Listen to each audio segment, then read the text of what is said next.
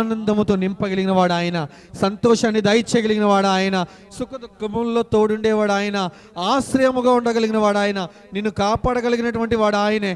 నీ పాదములకు రాయి తగలకుండా, ఒక్క అపాయము కూడా నీ దరి చేరకుండా దేవదూతలు తన కొరకు నియమించబడిన వారిని నీ కొరకు సైతము ఆకాశం నుండి పంపించి నిన్ను పాదాలకు రాయి తగలకుండా ఎత్తి పట్టుకొనమని ఆజ్ఞాపించిన దేవుడు ఆయనే. నీ పాదాలకు రాయి తగలడం కూడా నా ప్రభుకి ఇష్టం లేదు. జ్ఞాపకం ఉంచుకో, నా ప్రభు నేను ఎంతగా ప్రేమిస్తున్నాడో, నీవు ఆయన ఎంతగా ప్రేమిస్తున్నావో ఈ దినమున పరిశీలించుకో.